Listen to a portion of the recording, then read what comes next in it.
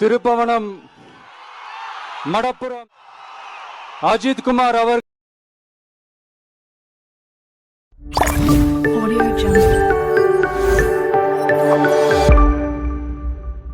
Welcome to கதை update. நேற்று தளபதி விஜய் வந்து ஆர்ப்பாட்டத்தில் முதல் தடவையாக கலந்துக்கிட்டாரு. ஆனால் தளபதி விஜய் ஆர்ப்பாட்டத்தில் கலந்துக்கிட்டது கொத்தடிமைகளுக்கு ஒரே கதறல் சட்டம் அதிகமாகுச்சு. சரி, இந்த போராட்டத்தில் எதுவுமே இல்லையே, நல்லா தானே பேசியிருக்காங்க அப்படிங்கிறது எல்லாத்துக்குமே தெரியும்.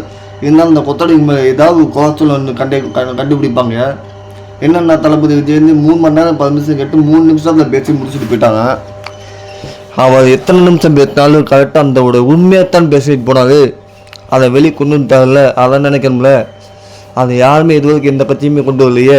தளபதி முதல்ல அதை வெளியே கொண்டு வந்துட்டாரு.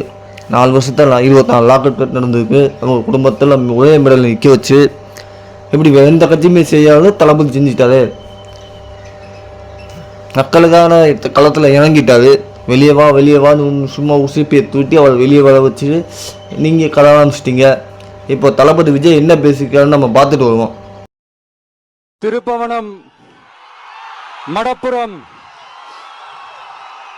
அஜித் குமார் அவர்கள் ஒரு சாதாரண ஒரு எளிய குடும்பத்தைச் சேர்ந்த ஒரு இளைஞர்.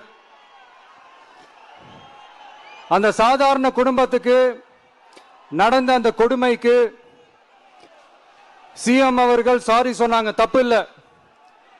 இப்ப அதோட சேர்த்து இதையும் கொஞ்சம் பண்ணிருங்க சிஎம் சார். உங்களுடைய ஆட்சி காலத்துல இதே மாதிரி போலீஸ் விசாரணையில 24 பேர் இறந்து போயிருக்கிறாங்க. அந்த 24 பேரோட குடும்பத்துக்கும் நீங்க சாரி சொன்னீங்களா? சைலண்டாக தான் இருப்போம், ஆனால் பேச்சு சதவெடி அந்த மாதிரி தான். தளபதி 3 நிமிஷம் பேசினாலும் சரி, 1 நிமிஷம் பேசினாலும் சரி, என்ன பேசினாங்க தான் முக்கியம். அந்த அவர் பேசின பேச்சு முக்கியமாக எல்லாத்துக்கும் போய் சேர்ந்துருச்சா, அதெல்லாம் மைன். ஆனால் அதை பார்க்காம 3 நிமிஷத்தில் முடிச்சுட்டு போயிட்டாங்க. இதுக்கெல்லாம் போராட்டம் தேவையா? நீங்கள் கொடுத்ததே பர்மிஷன் 1 மணி நேரம், அதுக்குள்ளே முடிக்கணும்னு சொல்லிங்க. ஒருவேளை அதையும் மீறிட்டா அதுக்கு நீங்கள் கொஞ்சம் காவல்துறை மீறி விட்டாரு, இதுதான் உங்கள் அரசியலுக்கான தலைவராக அப்படி இப்படின்னு சொல்லுவீங்க. என்ன பண்ணாலும் கொலை கண்டிப்பாக கண்டுபிடிச்சு சொல்லுவீங்க. தளபதி கடைசி எச்சரிக்கையா, மக்களோட களத்தில் நான் எப்பயும் போராட்டம்னு சொல்லிட்டார். கண்டிப்பாக அது நடக்கும்.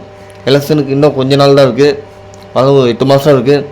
கண்டிப்பாக அந்த 8 மாதத்துக்கு தளபதி காலத்தில் பயங்கரமாக இறங்கிடுவார். கண்டிப்பாக தமிழ்நாடு எதிர்பார்த்துட்ருக்கு. கண்டிப்பாக குரல் கொடுப்பாரு கண்டிப்பாக.